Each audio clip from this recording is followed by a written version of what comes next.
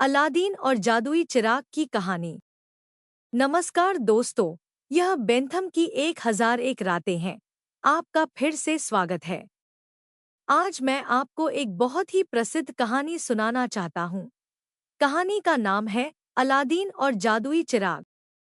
इस कहानी में आप एक जादुई चिराग, एक रहस्यमय बूढ़ा आदमी और रोमांचकारी कारनामे देखेंगे।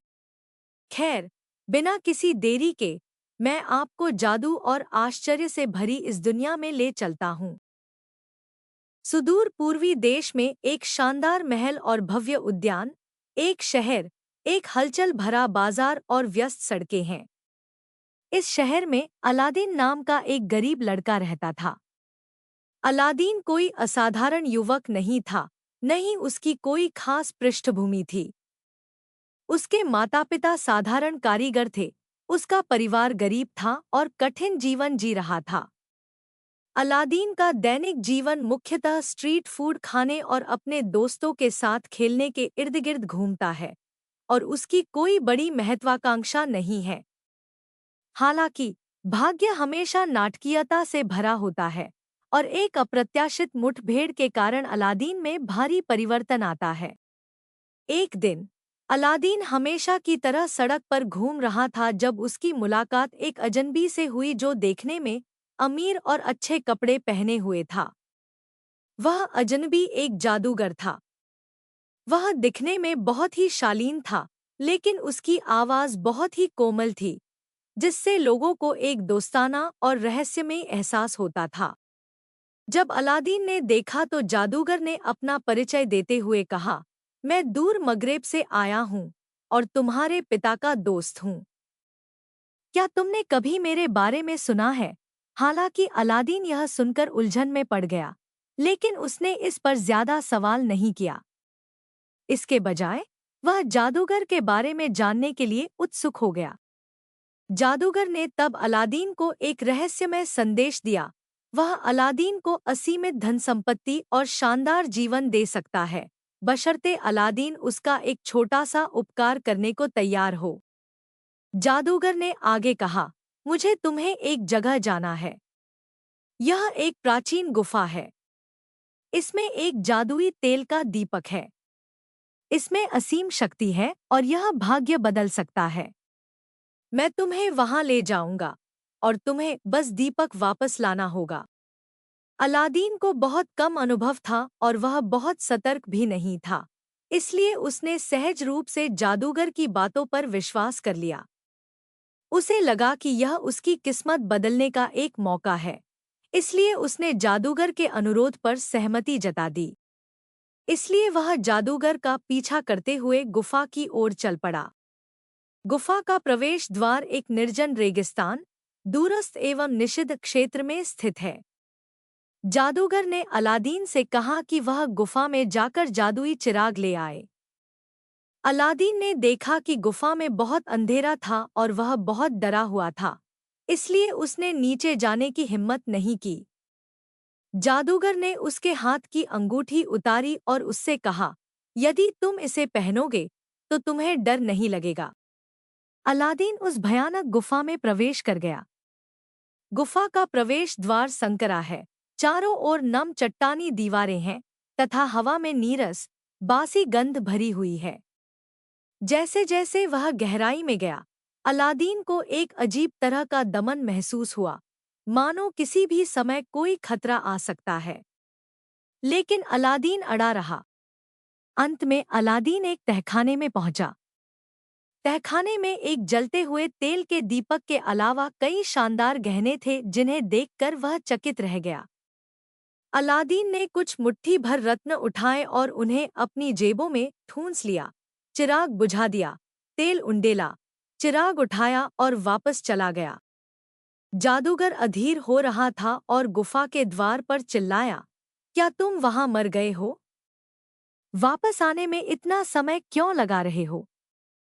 जल्दी करो और तेल का दीपक मेरे पास लाओ। जादूगर के उग्र स्वर से अलादीन थोड़ा भयभीत हुआ, इसलिए उसने न तो उसके प्रश्नों का तुरंत उत्तर दिया और न ही चिराग सौंपा। जब जादूगर ने देखा कि अलादीन ने चिराग देने से इनकार कर दिया है, तो उसने हताश होकर पत्थर का दरवाज़ा बंद कर दिया और उसने गंभीर मुस्कान के साथ कहा, तुम उस टूटे हुए तेल के दीपक के साथ गुफा में सड़ोगे। उसने अलादीन को एक गुफा में फंसा दिया और ऐसा लग रहा था कि अलादीन के लिए केवल मौत ही प्रतीक्षा कर रही है। तब अलादीन को एहसास हुआ कि वह जादूगर द्वारा इस्तेमाल किया जाने वाला एक उपकरण मात्र था और वह अलादीन का उपयोग केवल तेल का दीपक वापस पाने के लिए करना चाहता था। गुफा में हताश अलादीन भागने का रास्ता खोजता रहा, लेकिन उसने पाया कि वह बंद दरवाज़ा बिल्कुल भी नहीं खोल सकता। उसने उत्सुकता से अपने हाथ रगड़े और गलती से अंगूठी रगड़ दी। अचानक अंगूठी से एक हल्की रोशनी निकली और एक छोटा सा योगिनी उसके सामने प्रकट हुआ। जिन्न का आकार छोटा था, हल्की नीली चमक छोड़ रहा था और वह अलादीन से धीरे से बोल रहा था, मैं रिंग में आत्मा हूँ। मैं आपकी इच्छा पूरी करने में आपकी मदद करूंगी। अलादीन ने जल्दी से जिन्न से कहा, कृपया मेरी मदद करो और मुझे बाहर ले चलो। मैं इस गुफा में नहीं मर सकता। योगिनी ने उसकी बात सुनी, सिर हिलाया और कहा, तुम्हें तुम्हारे अपने घर वापस ले जाया जाएगा। कृपया याद रखो कि तुम्हारा भविष्य तुम्हारे अपने हाथों में है। अलादीन ने अपने हाथ में घिसा हुआ चिराग थाम लिया और जिन्न की मदद से उसे लगा कि कोई शक्तिशाली शक्ति उसे घेर रही है। फिर किसी तरह वह अपने घर के दरवाजे पर और अपनी झोपड़ी में सुरक्षित और स्वस्थ वापस आ गया। कुछ समय आराम करने के बाद अलादीन का मूड धीरे धीरे शांत हो गया। एक दिन अलादीन को फिर से तेल का दीपक दिखाई दिया। तेल का दीपक पुराना था और धूल से ढका हुआ था, इसलिए उसने दीपक उठाया और उसे पोंछकर साफ करने की तैयारी की ताकि वह अपनी चमक वापस पा सके। जैसे ही वह दीपक के शरीर को धीरे से पोंछ रहा था, एक चमत्कार हुआ। तेल के दीपक से एक चमकदार रोशनी निकली और फिर एक विशाल जिन्न दीपक से बाहर कूद गया। जिन्न बहुत बड़ा था, उसकी आंखों में अविश्वसनीय शक्ति चमक रही थी। उसकी आवाज में राजसीपन था, मैं इस जादुई चिराग में मौजूद जिन्न हूँ। मैं चिराग के मालिक के आदेश का पालन करूंगा और उसकी हर मांग पूरी करूंगा। अलादीन शांति से आगे बढ़ा और कृतज्ञतापूर्वक बोला, तुम मेरे मित्र और सहायक हो। मैं तुम्हें आदेश देता हूँ कि तुम मेरे लिए अनंत धन संपत्ति लाओ। जिन्न ने उसकी विनती मान ली और तुरंत अलादीन के लिए ढेर सारा धन ले आया। अनगिनत सोने, जवाहरात और रेशम के साथ अलादीन एक अमीर आदमी बन गया। कुछ समय बाद अलादीन को पता चला कि राजा राजकुमारी के लिए एक पति चुनना चाहता है, इसलिए उसने जादुई चिराग से एक महल बनाने को कहा, खुद एक राजकुमार की तरह तैयार हुआ और कई दुर्लभ खजानों के साथ शादी का प्रस्ताव रखने के लिए महल में गया। राजा अलादीन के आभूषणों से आकर्षित हुआ और यह देखकर कि अलादीन बहुत सुंदर और अमीर था, उसने राजकुमारी का विवाह उससे कर दिया। अलादीन की जिंदगी पूरी तरह बदल गई। न सिर्फ उसके पास आलीशान महल था, बल्कि उसने राजकुमारी से सफलतापूर्वक शादी भी कर ली और एक रईस बन गया जिसकी हर कोई तारीफ करता था। हालांकि अलादीन की खुशी ज्यादा देर तक नहीं टिकी।